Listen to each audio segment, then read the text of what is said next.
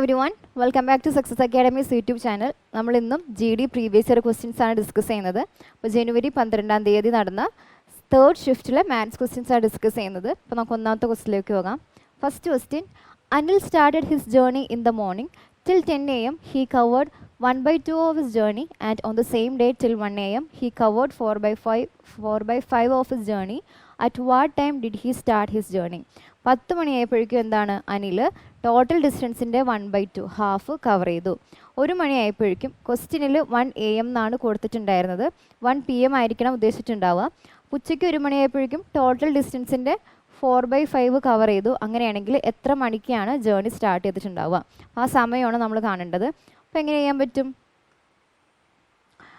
10 മണിയായപ്പോഴേക്കും 1/2 cover ചെയ്തു. 1 മണിക്ക് total ഡിസ്റ്റൻസിൻ്റെ 4/5 cover ചെയ്തു. അപ്പോൾ ഈ കാണുന്ന ഡിസ്റ്റൻസ് എത്രയായിരിക്കും? അതായത് 10 മണിക്കും 1 മണിക്കും ഇടയിൽ കവർ ചെയ്തത് എത്രയായിരിക്കും? 4/5 മൈനസ് 1/2 എത്ര വരും? 3/10 ആണ് ഡിസ്റ്റൻസ് വരിക. 3/10 യൂണിറ്റ് ആണ് ട്രാവൽ ചെയ്തിട്ടുണ്ടാവുക. എത്ര സമയം കൊണ്ട്? 11, 12, 1 3 മണിക്കൂറും കൊണ്ട്. അപ്പോൾ ടൈം എന്ന് പറയുന്നത് 3 hours ആണ്.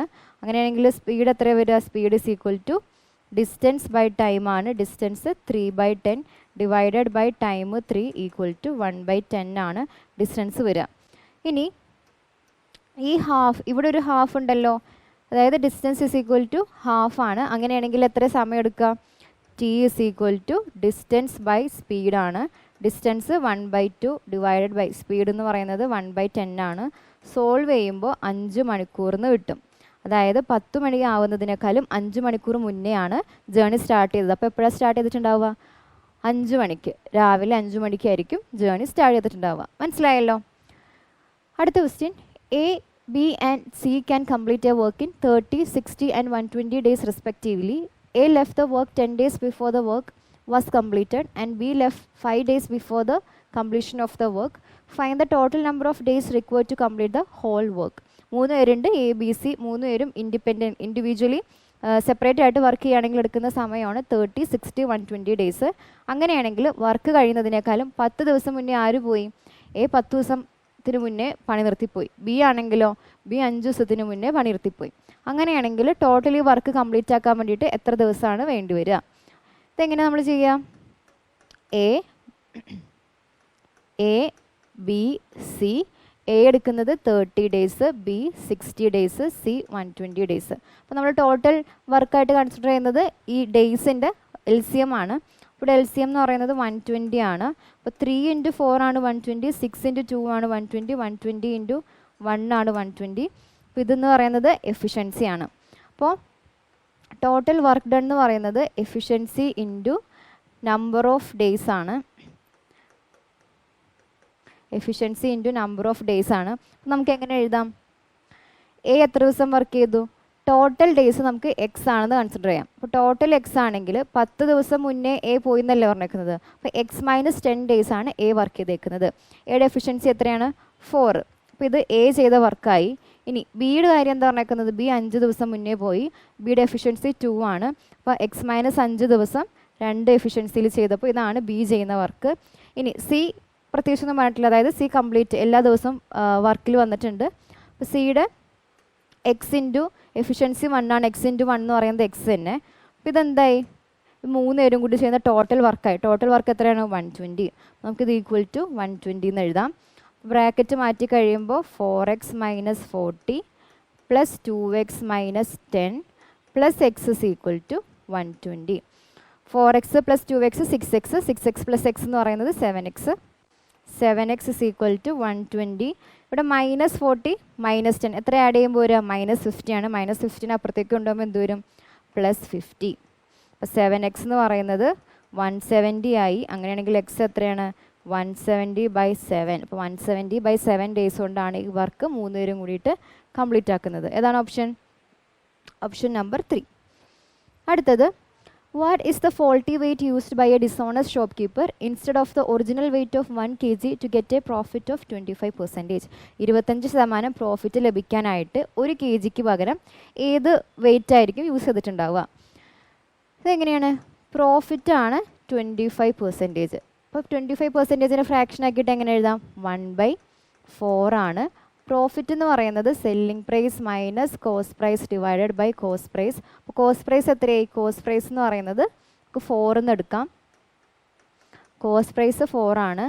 Selling price minus cost price എത്രയാണ്? Selling price minus cost price 1 ആണ്.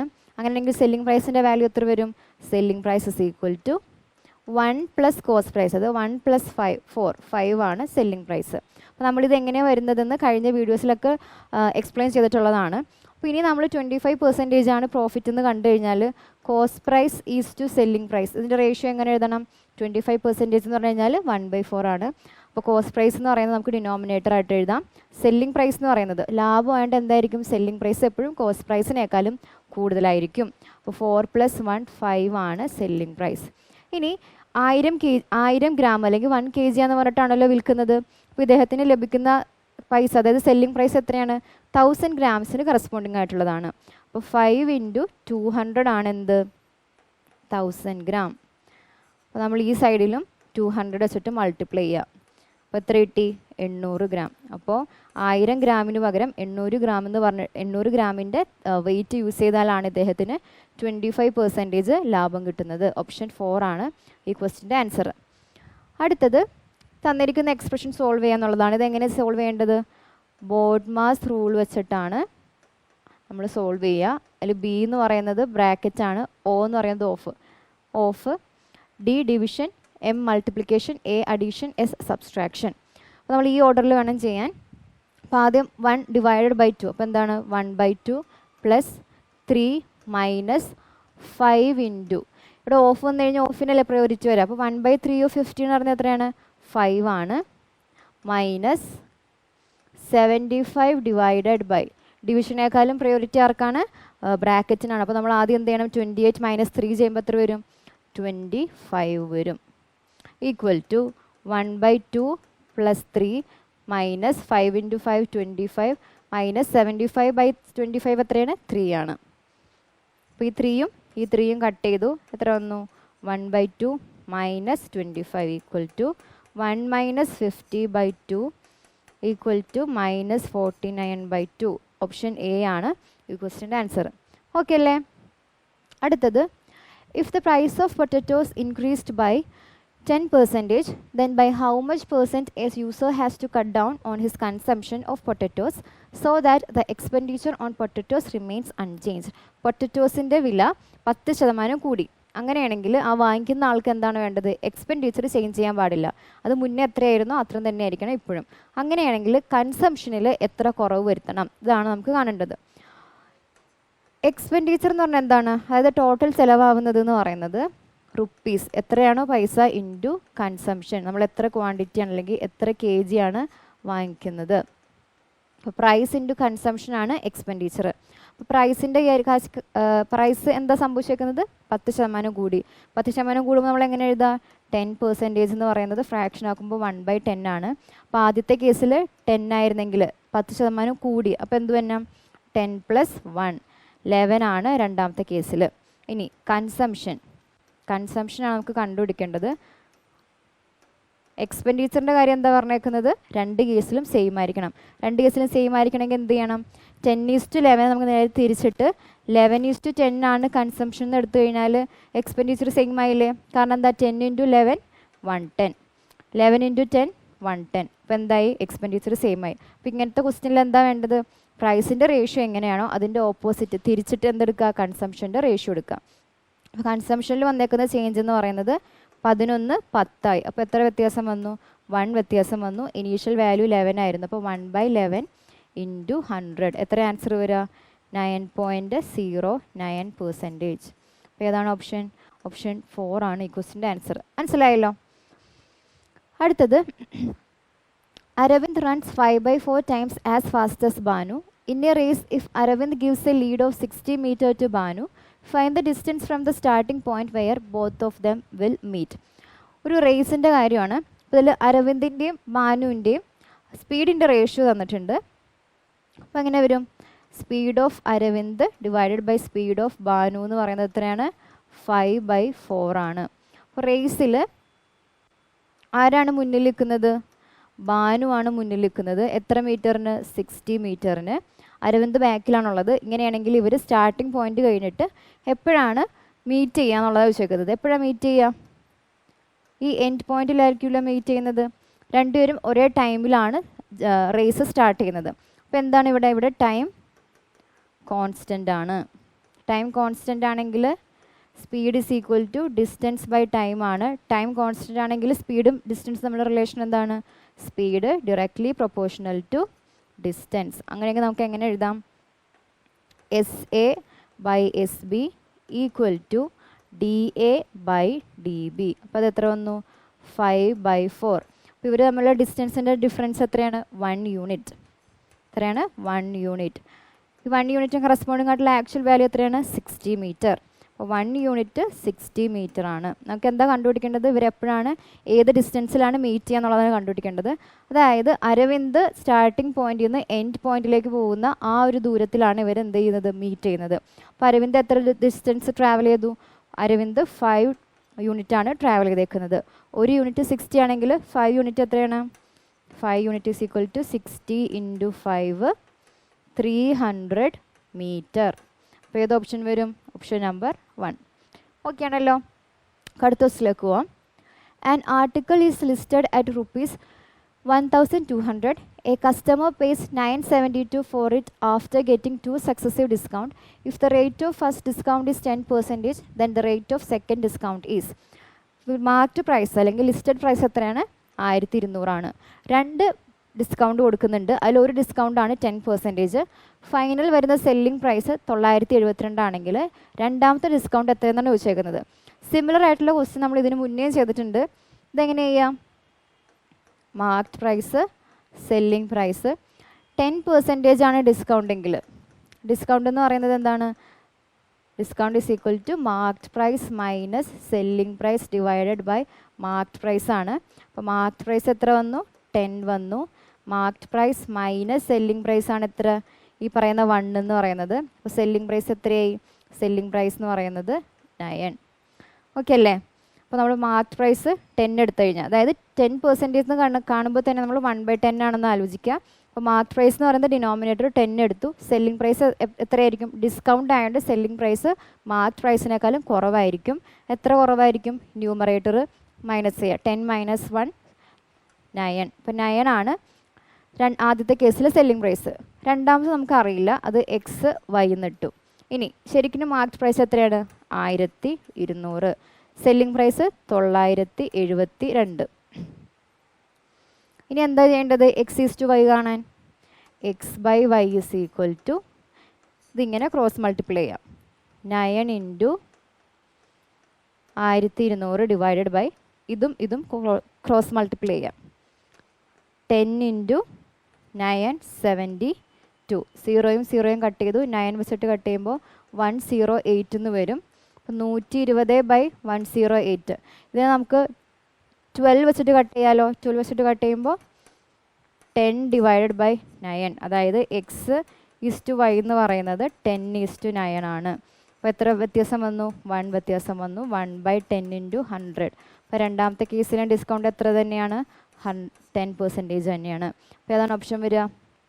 ഓപ്ഷൻ 1. ഓക്കെ ആണല്ലോ. സിമിലർ ക്വസ്റ്റ്യൻസ് നമ്മൾ ഇതിന് മുന്നേ ഏതോ ഷിഫ്റ്റിൽ വന്നിട്ട് ചെയ്തിട്ടുള്ളതാണ്. അടുത്തത്, a cone of height 8 cm and base radius 4 cm is carved from a rectangular block of wood 8 cm into 6 cm into 4 cm. The percentage wood wasted is approximately. അതായത് ഒരു റെക്റ്റാങ്കുലർ ബോക്സ് ഉണ്ട്, അല്ലെങ്കിൽ ഒരു ക്യൂബോയിഡ് ഉണ്ട്. അതിൻ്റെ dimension 8 cm, 6 cm, 4 cm. ഇതിൽ നിന്ന് നമ്മൾ എന്താണ് മുറിച്ചെടുക്കുന്നത്? ഒരു കോണാണ് എടുക്കുന്നത്. കോണിൻ്റെ ഹൈറ്റും റേഡിയസും തന്നിട്ടുണ്ട്. അങ്ങനെയാണെങ്കിൽ എത്ര പെർസെൻറ്റേജ് വുഡാണ് വേസ്റ്റായി പോയേക്കുന്നത്? ഇതെങ്ങനെ കാണാം? ആദ്യം ക്യൂബോയിഡിൻ്റെ വോളിയം കാണാം, പിന്നെ കോണിൻ്റെ വോളിയം കാണാം, എന്നിട്ട് എത്രയാണ് ഡിഫറൻസ്, അതാണ് വേസ്റ്റായി പോയേക്കുന്നത്. നമുക്ക് ക്യൂബോയിഡിൻ്റെ വോളിയം ആദ്യം കാണാം. Volume of cuboid is equal to, എങ്ങനെയാണ് ഇക്വേഷൻ? 8 × 6 × 4. 48 × 4 എന്ന് 48 × 4 എന്ന് പറയുന്നത് എത്ര വരും? 192. അടുത്തത് വോളിയം ഓഫ് കോൺ. കോണിൻ്റെ വോളിയത്തിൻ്റെ ഇക്വേഷൻ എന്താണ്? 1/3 πr² h ആണ്. നമ്മൾ 1/3 പൈ 22/7 ആണ്. 22ന് 2 × 11 എന്ന് എഴുതാണ്. 2 × 11/7.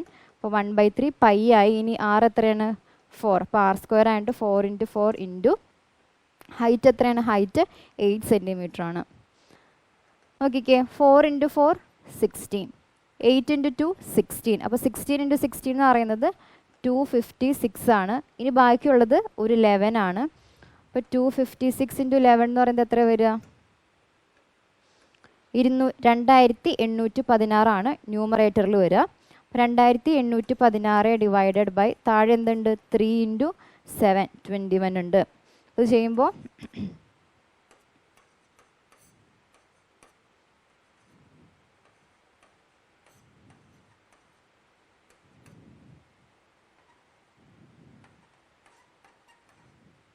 134.0 സംതിങ് അങ്ങനെ വരികയാണ്. അപ്പോൾ നമുക്ക് എന്തെടുക്കാം?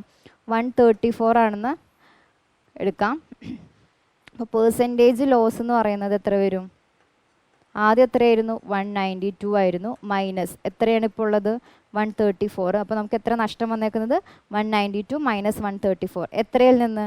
ടോട്ടൽ 192. അപ്പോൾ ഇൻറ്റു 100. ഇത് ചെയ്യുമ്പോൾ നമുക്ക് എത്ര വാല്യൂ വരിക? 58 ഡിവൈഡ് ബൈ 192 ഇൻറ്റു 100. ഇത് അപ്രോക്സിമേറ്റ്ലി 30% എന്നാണ് വരുന്നത്. അപ്പോൾ ഓപ്ഷൻ 4 ആണ് ഈ ക്വസ്റ്റ്യൻ്റെ ആൻസർ. ഓക്കെ ആണല്ലോ. അടുത്തത്, what is the average of first 10 multiples of 3? 3ൻ്റെ ആദ്യത്തെ 10 മൾട്ടിപ്പിൾസിൻ്റെ ആവറേജ് ആണ് ചോദിച്ചേക്കുന്നത്. അപ്പോൾ എങ്ങനെയാണ് ഈ ഇത്തരത്തിലുള്ള ക്വസ്റ്റ്യൻസ് ചെയ്യുക? Average is equal to number into n+1 divided by 2. ഇതിൽ നമ്പർ എന്ന് പറയുന്നത് ഏത് നമ്പറിൻ്റെ ആണോ നമ്മളുടെ അടുത്ത് ആവറേജ് ചോദിച്ചേക്കുന്നത്. ഇവിടെ 3ൻ്റെ മൾട്ടിപ്പിളിൻ്റെ അല്ലേ? അപ്പോൾ ഈ നമ്പർ എന്ന് പറയുന്നത് എത്രയാണ്? 3 ഇൻറ്റു ഈ n എന്ന് പറയുന്നത് എത്ര മൾട്ടിപ്പിൾസ് ഉണ്ട്? ഇവിടെ എത്ര മൾട്ടിപ്പിൾസ് ഉണ്ട്? 10 മൾട്ടിപ്പിൾസ് ഉണ്ട്. അപ്പോൾ 10 + 1 11/2. അപ്പോൾ 33/2 ആണ്. അപ്പോൾ എത്രയാണ് ആൻസർ വരിക? 16.5 ആണ് ഈ ക്വസ്റ്റ്യൻ്റെ ആൻസർ. ഡയറക്റ്റ് ഇക്വേഷൻ വെച്ചിട്ട് ചെയ്യുന്ന ക്വസ്റ്റ്യൻ ആണ്. അടുത്തത്, the marked price of a double bed is 42,000 rupees. The customer gets a cash discount of ₹1,000 and gets a scratch card promising a discount of 5% to 10%. Determine the difference between the least and the maximum selling price of the bed. ഒരു ബെഡിന് ആദ്യം കൊടുത്തേക്കുന്ന marked price എന്ന് പറയുന്നത് എത്രയാണ്? 42,000 രൂപയാണ്. അപ്പോൾ ആദ്യത്തെ marked price എന്ന് പറയുന്നത് 42,000 ആണ്. അതിൽ നിന്ന് 1000 രൂപ ഡിസ്കൗണ്ട് കൊടുത്തു. അപ്പോൾ എത്രയായി? 41,000 ആയി. ഇത് കൂടാതെ 5%-നും 10%-നും ഇടയിലുള്ള ഡിസ്കൗണ്ട് കൊടുക്കുന്നുണ്ട്. അങ്ങനെയാണെങ്കിൽ ഏറ്റവും കൂടുതലുള്ള ഡിസ്കൗണ്ടിൻ്റെയും കുറവുള്ള ഡിസ്കൗണ്ടിൻ്റെ ഡിഫറൻസ് ആണ് ചോദിച്ചേക്കുന്നത്. നമുക്ക് എങ്ങനെ ചെയ്യാം? 5% ആണെങ്കിൽ അതിന് ഫ്രാക്ഷൻ ആക്കി എഴുതുമ്പോൾ എത്ര വരും? 1/20 വരും. 1/20 വന്നു കഴിഞ്ഞാൽ നമ്മൾ എങ്ങനെ പഠിച്ചിട്ടുള്ളത്? Marked price is to selling price എന്ന് പറയുന്നത് 20 മാർക്ട് പ്രൈസ് വരും. സെല്ലിംഗ് പ്രൈസ് എന്ന് പറയുന്നത് 20 - 1 19 ആണ്. നമുക്ക് എന്തേ കാണേണ്ടുള്ളൂ? എത്രയാണ് ഡിസ്കൗണ്ട്? ഡിസ്കൗണ്ടിൻ്റെ ഡിഫറൻസാണ് പറഞ്ഞേക്കുന്നത്. അപ്പോൾ മാർക്ട് പ്രൈസ് 20യും സെല്ലിംഗ് പ്രൈസ് 19 ആണെങ്കിൽ ഡിഫറൻസ് ഡിസ്കൗണ്ട് എന്ന് പറയുന്നത് എത്രയാണ്? ഇവർ തമ്മിലുള്ള ഡിഫറൻസ്, അതായത് 1 യൂണിറ്റ്. ആക്ച്വൽ മാർക്ട് പ്രൈസ് എത്രയാണ്? 41,000 ആണ് ഇപ്പോഴത്തെ മാർക്ട് പ്രൈസ് എന്ന് പറയുന്നത്. അതായത് 20 യൂണിറ്റ് ഇസ് ഈക്വൽ ടു 41,000. അല്ലെങ്കിൽ ഒരു യൂണിറ്റ് എത്ര വരിക? ഒരു യൂണിറ്റ് എന്ന് പറയുമ്പോൾ 2050. ഇതാണ് 5% ഡിസ്കൗണ്ട് ആണെങ്കിൽ നമുക്ക് കിട്ടുന്ന ഡിസ്കൗണ്ട്. ആ ഡിസ്കൗണ്ട് എന്ന് പറയുന്നത് 2050 രൂപയാണ്. ഇനി അടുത്തത് എത്രയാണ്? 10%. 10% ആണെങ്കിൽ എത്ര വരും? 10 എന്ന് പറയുന്നത് 1/10 ആണ്. അപ്പോൾ marked price is to selling price എന്ന് പറയുന്നത് 10:9 വന്നു അല്ലേ? അപ്പോൾ ഇവർ തമ്മിലുള്ള ഡിഫറൻസ് എത്രയാണ്? 1 യൂണിറ്റ് ആണ്. ഇവിടെ മാർക്ട് പ്രൈസ് 10 യൂണിറ്റ് ആണ്. 10 യൂണിറ്റ് ആക്ച്വൽ വാല്യൂ എത്രയാണ്? 41,000. അപ്പോൾ ഒരു യൂണിറ്റ് എന്ന് പറയുന്നത് 4,100 വന്നു. അപ്പോൾ ഇതാണ് രണ്ടാമത്തെ കേസിൽ, അല്ലെങ്കിൽ ഹയസ്റ്റ് ഡിസ്കൗണ്ട് പെർസെൻറ്റേജ് വരുമ്പോൾ നമുക്ക് ഡിസ്കൗണ്ട് കിട്ടുന്ന പൈസ എന്ന് പറയുന്നത് 4,100 ആണ്. ഇത് തമ്മിലുള്ള ഡിഫറൻസ് ആണ് നമ്മളോട് ചോദിച്ചേക്കുന്നത്. 4,100 മൈനസ് 2050 എത്ര വരും? 2050. അപ്പോൾ ഏതാണ് ഓപ്ഷൻ? ഓപ്ഷൻ 3 ആണ് ഈ ക്വസ്റ്റ്യൻ്റെ ആൻസർ. ഓക്കെ ആണല്ലോ. അടുത്ത question, the difference between compound interest compounding annually and simple interest on an amount of rupees 500 for 2 years is rupees 1.25. What is the rate of interest per annum?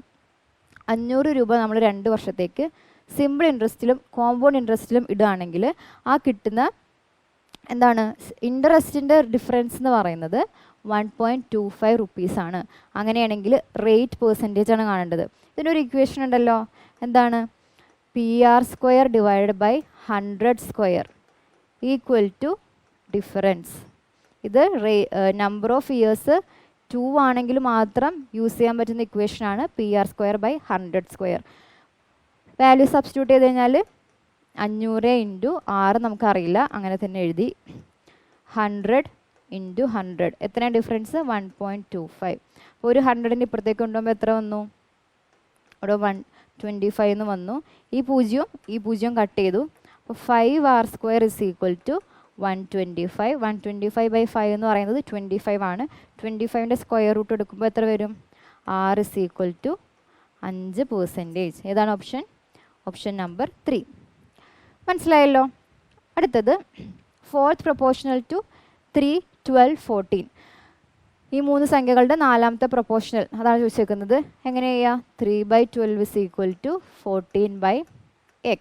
അതായത് 4 സംഖ്യകൾ proportional ആണെങ്കിൽ ABCD proportional ആണെങ്കിൽ എങ്ങനെയാണ് വരുന്നത്? A/B is equal to C/D. അതാണ് നമ്മൾ എഴുതിയേക്കുന്നത്. 3/12 is equal to 14/4th number നമുക്കറിയില്ല.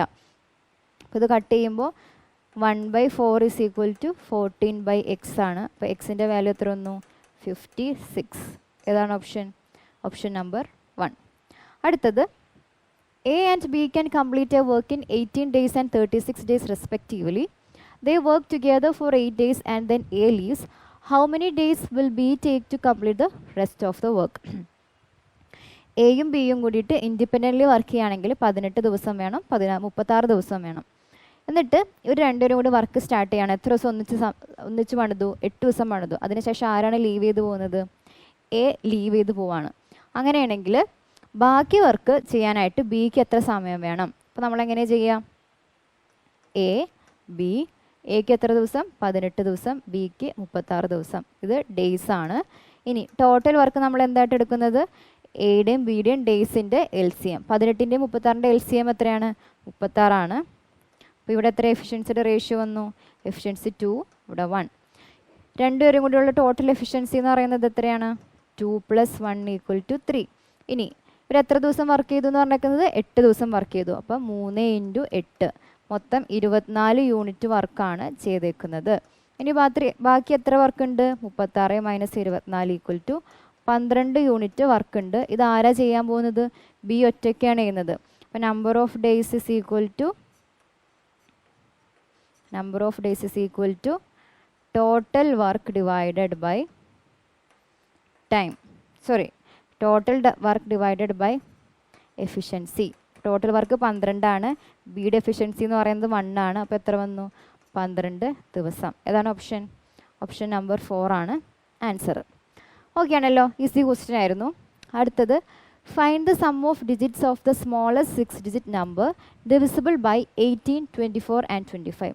18, 24, 25 വെച്ചിട്ട് നമുക്ക് പൂർണ്ണമായിട്ടും ഡിവൈഡ് ചെയ്യാൻ പറ്റുന്ന ഏറ്റവും ചെറിയ 6 അക്ക സംഖ്യ ഏതാണ്?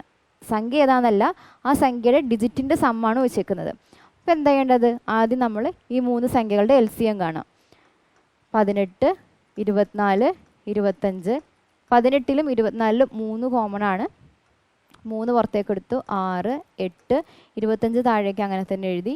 ഇനി 6ലും 8ലും ആര് കോമൺ ആയിട്ടുണ്ട്? 2 കോമൺ ആയിട്ടുണ്ട്. 2 പുറത്തെടുത്തു കഴിഞ്ഞാൽ 3, 4, 25. ഇനി കോമൺ ആയിട്ടൊന്നും ഇല്ലല്ലോ. അപ്പോൾ 24 × 4 എന്ന് പറയുന്നത് ഇതെത്രയാണ്? ഇത് 100 ആണ്. ഇവിടെ 3 × 2 6, 6 × 3 18.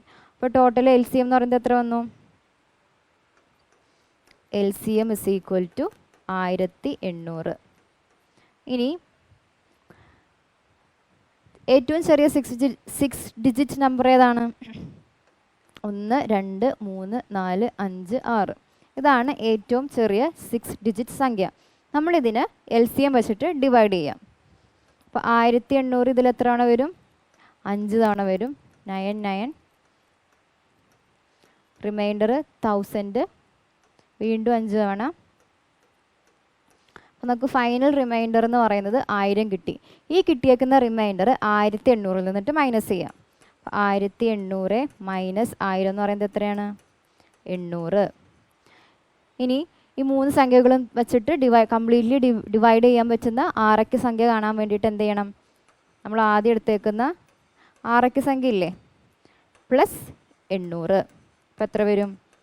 100800. ഇതാണ് നമ്പർ. അപ്പോൾ ഈ നമ്പറിനെ നമുക്ക് എന്ത് ചെയ്യാൻ പറ്റും? ഈ 3 സംഖ്യകൾ വെച്ചിട്ട് കംപ്ലീറ്റ്ലി ഡിവൈഡ് ചെയ്യാൻ പറ്റും. ഇപ്പോൾ ഇതിൻ്റെ ഡിജിറ്റ് സം എന്ന് പറയുന്നത് 1 + 8 9. ഏതാണ് ഓപ്ഷൻ? Option number 4. ഓക്കെ ആണല്ലോ. അടുത്തത്, Arjun rides his bike 10 km at an average speed of 30 km/h and again travels 14 km at an average speed of 25 km/h. What is the average speed approximately for the entire trip? നമ്മളെങ്ങനെ average speed കാണുന്നത്? Average speed is equal to total distance divided by T1 + T2, അല്ലെങ്കിൽ എത്രയുണ്ടോ, അതായത് total time. അപ്പോൾ ഇവിടെ എത്രയാണ് total distance? ആദ്യം ഒരു 10 kilometre travel ചെയ്യുന്നുണ്ട്, പിന്നെ ഒരു 14 കിലോമീറ്റർ ട്രാവൽ ചെയ്യുന്നുണ്ട്. അപ്പോൾ ടോട്ടൽ എന്ന് പറയുന്നത് 10 + 14. ഇനി ടൈം നമുക്ക് ഡയറക്റ്റ് ആയിട്ട് വന്നിട്ടുണ്ടോ? ഇല്ല. പക്ഷെ എന്തുണ്ട്? ഡിസ്റ്റൻസും ഉണ്ട്, സ്പീഡും ഉണ്ട്. അപ്പോൾ T1 എന്ന് പറയുന്നത് എത്ര വരും?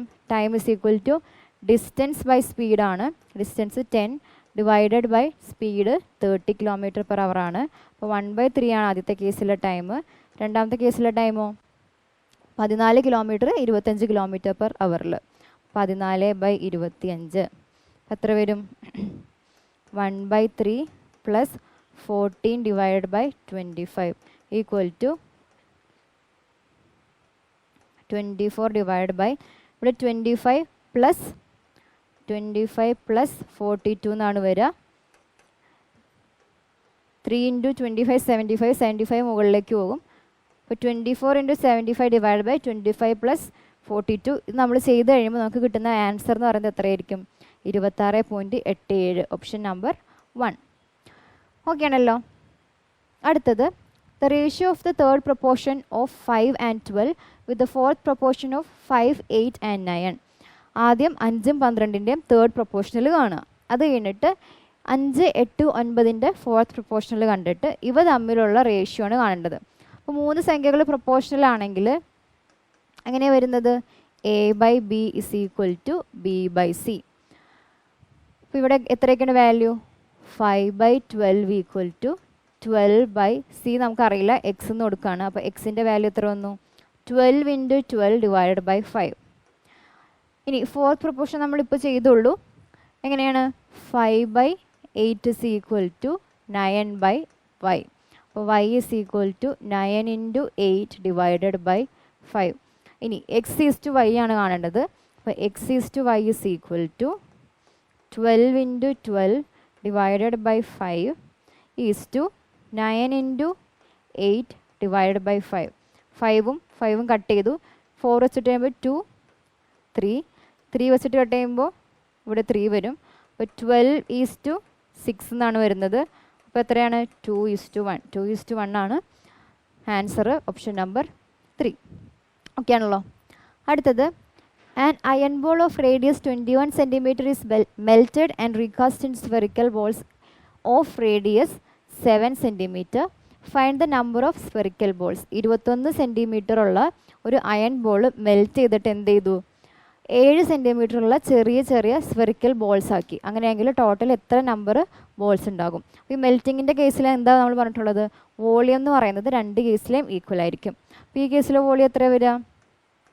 4/3 πr³ ആണ്. ആറിൻ്റെ വാല്യൂ 21 ആയതുകൊണ്ട് 21 × 21 × 21 ഈക്വൽ ടു, ഇവിടെ സ്ഫെറിക്കൽ ബോൾ തന്നെയാണ്. അപ്പോൾ വോളിയത്തിൻ്റെ ഇക്വേഷൻ സെയിം തന്നെയാണ്. 4/3 πr³.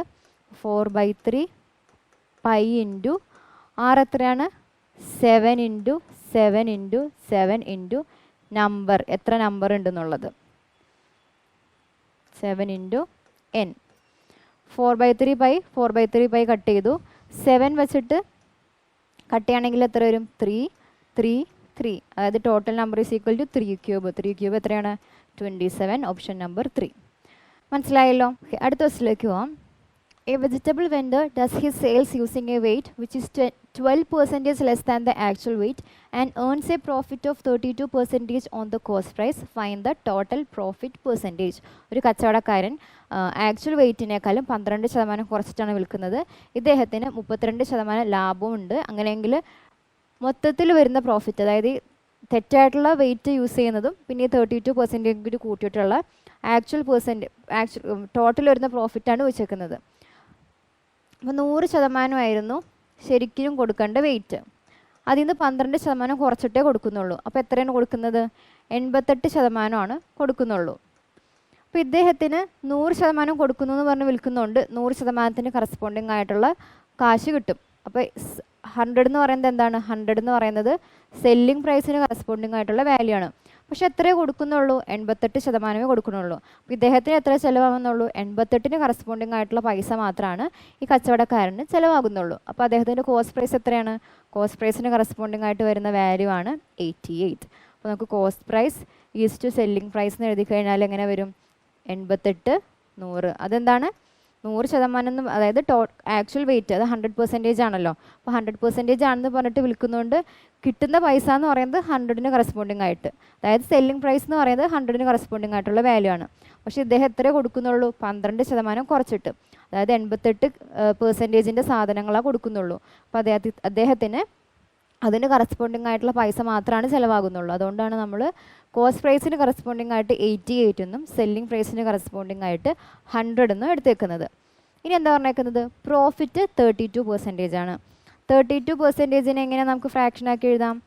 8/25 അല്ലേ? അപ്പം അങ്ങനെയാണെങ്കിൽ നമ്മൾ എങ്ങനെയാണ് കോസ്റ്റ് പ്രൈസും സെല്ലിംഗ് പ്രൈസും തമ്മിലുള്ള റേഷ്യോ എടുക്കുന്നത്? കോസ്റ്റ് പ്രൈസ് എന്ന് പറയുന്നത് ഡിനോമിനേറ്റർ 25. ലാഭമാണല്ലോ. ലാഭം എന്ന് പറയുമ്പോൾ കോസ്റ്റ് പ്രൈസിനേക്കാളും കൂടുതലായിരിക്കും സെല്ലിംഗ് പ്രൈസ്. എത്ര കൂടുതലായിരിക്കും? 8 കൂടുതലായിരിക്കും. അപ്പോൾ 25 + 8 എന്ന് പറയുന്നത് എത്രയാണ്? 33. ഇനി നമുക്ക് ഇവിടെ നിന്ന് തന്നെ കട്ട് ചെയ്യാം. അപ്പോൾ കാൽക്കുലേഷൻ കുറച്ചും കൂടി എളുപ്പമായിരിക്കും. സെല്ലിംഗ് പ്രൈസിൻ്റെ സൈഡും കോസ്റ്റ് പ്രൈസിൻ്റെ സൈഡാണ് കട്ട് ചെയ്യുന്നത്. അപ്പോൾ 88 11 വെച്ചിട്ട് കട്ട് ചെയ്താൽ ഇവിടെ 8 വന്നു. ഇവിടെ 33 11 വെച്ചിട്ട് കട്ട് ചെയ്യുമ്പോൾ 3 വന്നു. 25 വെച്ചിട്ട് കട്ട് ചെയ്യുമ്പോൾ ഇവിടെ 4 വന്നു. അപ്പോൾ ഇവിടെ എത്ര ടോട്ടൽ? 8:12. ഇവിടെ 1 വരും. അപ്പോൾ 8 × 1 4 × 3. അപ്പോൾ 8:12 ആണ് വന്നേക്കുന്നത്. Cost price 8, selling price 12. കണ്ടുപിടിക്കാൻ പറഞ്ഞേക്കുന്നത് പ്രോഫിറ്റ് പെർസെൻറ്റേജ് ആണ്. പ്രോഫിറ്റ് പെർസെൻറ്റേജ് എങ്ങനെ വരിക? Selling price minus cost price 12 - 8 4 divide by cost price 8 × 100 എന്ന് പറയുന്നത് എത്ര വരും? 1/2 × 100 ആണ്. അപ്പോൾ ഇദ്ദേഹത്തിന് 50% ലാഭമാണ് ലഭിക്കുന്നത്. ഏതാണ് ഓപ്ഷൻ? Option number 2. ഓക്കെ അല്ലേ? അടുത്തത്, mister Sharma spends 15% of his total income on rent and 70% of the remaining part on other expenses and still saves ₹1,700 monthly. What is his monthly income? Sharma അദ്ദേഹത്തിൻ്റെ ടോട്ടൽ ഇൻകത്തിൻ്റെ 15% എന്തിൽ ചിലവാക്കാണ്? ഓക്കെ, 15% എന്തിനൊക്കെ വേണ്ടിയിട്ട്? റെൻറ്റിന് വേണ്ടിയിട്ട് ചിലവാക്കുകയാണ്. Okay, 15% റെൻറ്റിൽ ചിലവാക്കുകയാണ്. ബാക്കിയുള്ള, അതായത് 15 കഴിഞ്ഞിട്ട് ബാക്കിയുള്ള ഇൻകത്തിൻ്റെ 75% ആണ് എന്തിന് ചിലവാക്കുന്നത്? അതർ എക്സ്പെൻസസിന് വേണ്ടിയിട്ട് ചിലവാക്കുന്നത്. അങ്ങനെയാണെങ്കിൽ ഇദ്ദേഹത്തിൻ്റെ ലാസ്റ്റ് കയ്യിലുള്ള സേവിങ്സ് 1700 രൂപയാണെങ്കിൽ മന്ത്ലി ഇൻകം ആണ് കാണേണ്ടത്. നമ്മളിത് ചെയ്യാൻ പോകുന്നത് സക്സസീവ് ചേഞ്ച് മെത്തേഡിലാണ്. 15%നെ നമുക്ക് എങ്ങനെ? 15% എന്ന് പറയുന്നത് എക്സ്പെൻഡിച്ചറാണ്. എക്സ്പെൻഡിച്ചർ നമ്മളെങ്ങനെ ഫ്രാക്ഷനാക്കി എഴുതാം? 15% എന്ന് പറയുന്നത് 3/20 ആണ്. അപ്പോൾ ഇൻകം 20 ആണെങ്കിൽ നമുക്ക് ഇൻകം നമ്മൾ 20 എന്ന് എടുത്തു. 3/20 ആയതുകൊണ്ട് ഇൻകം 20 ആണെങ്കിൽ അതിൽ 3 ഭാഗം ചിലവഴിച്ചു കഴിഞ്ഞു. ഇനി ബാക്കി എത്രയുണ്ട്? 17 ഉണ്ട്. ബാക്കി എന്ന് പറയുന്നത് സേവിങ്സ് അല്ലേ? അപ്പോൾ 17 എന്ന് പറയുന്നതാണ് സേവിങ്സ്. എങ്ങനെയാണ്? എക്സ്പെൻഡിച്ചർ എന്ന് പറയുന്നത് 3/20 ആണ്. അപ്പോൾ നമ്മൾ ഇൻകം എന്താക്കി എടുത്തു? 20 ആക്കി എടുത്തു. ഈ ഡിനോമിനേറ്ററിൽ വരുന്ന വാല്യൂ 20 ആണ്. മുകളിൽ കിടക്കുന്ന 3 എന്ന് പറയുന്നത് എക്സ്പെൻഡിച്ചറാണ്. അത്രയും ചിലവാക്കി കഴിഞ്ഞു. അപ്പോൾ 20 - 3 വരുന്ന 17 എന്ന് പറയുന്നത് എന്താണ്? സേവിങ്സ് ആണ്. അപ്പോൾ നമ്മൾ ഇൻകം ഈസ് ടു സേവിങ്സ് എന്ന് പറയുന്നത് 20:17 എന്ന് എഴുതി.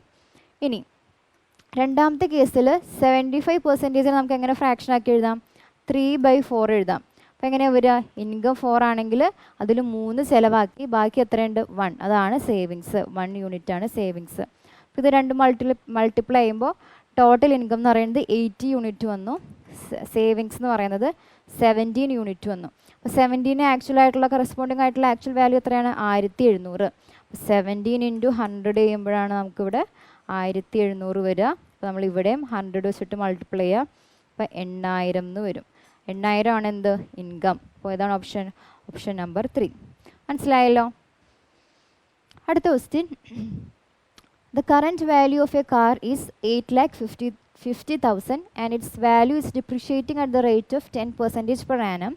What will be its value in rupees after 4 years? ഒരു കാറിൻ്റെ ഇപ്പോൾ ഉള്ള വില എന്ന് പറയുന്നത് 8,50,000 രൂപയാണ്. പക്ഷേ ഇത് ഓരോ വർഷം കഴിയുമ്പോഴും 10% വെച്ചിട്ട് കുറഞ്ഞു വരികയാണ്. അങ്ങനെയാണെങ്കിൽ 4 വർഷത്തിന് ശേഷം എത്രയായിരിക്കും ഈ കാറിൻ്റെ വില എന്നാണ് കാണേണ്ടത്. 10% എങ്ങനെ എഴുതുക? 1/10 എന്നാണ് എഴുതുന്നത്. അപ്പോൾ ആദ്യത്തെ കേസിൽ 10 ആണ് ഇനീഷ്യലി 10 ആണ് വാല്യൂ എങ്കിൽ 10% കുറഞ്ഞു എന്ന് പറഞ്ഞേക്കുന്നത്. അപ്പോൾ നമ്മൾ എങ്ങനെ എടുക്കണം? 10 മൈനസ് ന്യൂമറേറ്റർ എത്രയാണ്? 9. അപ്പോൾ ഫൈനൽ വാല്യൂ വരുന്നത് 9. ഇത് ഒരു വർഷമാണ്. ഒരു വർഷമാണെങ്കിൽ 10 to 9 ആയത്. അടുത്ത വർഷം എന്തെന്നെ സംഭവിക്കും? 10 9 ആകും. വീണ്ടും 10 9 ആകും. നമുക്ക് എത്ര വർഷം നടക്കുന്നത്? 4 വർഷം. അപ്പോൾ 4 തവണ 10 9 ആയി. അപ്പോൾ എത്ര വരും ഇവിടെ? 81 × 81. 10,000 കറസ്പോണ്ടിങ് ആയിട്ടുള്ള വാല്യൂ ആണ് 8,50,000. അതായത് ഇനീഷ്യലി ഇതിന്ന് ഈ 10,000 എന്ന് പറയുന്നത് ഇനീഷ്യലി ഉള്ള വാല്യൂ ആണ്. 81 × 81 എന്ന് പറയുന്നത് 4 വർഷത്തിന് ശേഷം കുറഞ്ഞിട്ട് വന്നേക്കുന്ന വാല്യൂ ആണ്. 10,000 കറസ്പോണ്ടിങ് ആയിട്ടാണ് എത്ര? 8,50,000. 4 0 ഇവിടുത്തെ 0 കട്ട് ചെയ്തു. അപ്പോൾ 1 യൂണിറ്റ് എന്ന് പറയുന്നത് 85 വന്നു. അങ്ങനെയാണെങ്കിൽ 4 വർഷത്തിന് ശേഷമുള്ള വാല്യൂ എന്ന് പറയുന്നത് 81 × 81 ആണ്. അപ്പോൾ അതെന്ന് പറയുന്നത് എത്ര വന്നു? ആഫ്റ്റർ 4 years വാല്യൂ എന്ന് പറയുന്നത് 85 × 81 × 81 ചെയ്യുമ്പോൾ നമുക്ക് എത്ര വാല്യൂ വരിക? ഓപ്ഷൻ 2 ഇതായിരിക്കും. അതായത് 5,57,685 രൂപയായിരിക്കും 4 വർഷം കഴിഞ്ഞിട്ട് ഈ സെയിം കാറിൻ്റെ വില എന്ന് പറയുന്നത്. ഓക്കെ അല്ലേ? അപ്പോൾ ഇത്രയാണ് ഈ ഷിഫ്റ്റിൽ ചോദിച്ചിരിക്കുന്ന ക്വസ്റ്റ്യൻസ്. ഇപ്പോൾ ഈ ക്ലാസ് എല്ലാവർക്കും മനസ്സിലായെന്ന് പ്രതീക്ഷിക്കുകയാണ്. അടുത്ത ക്ലാസ്സിൽ വീണ്ടും കാണാം. താങ്ക്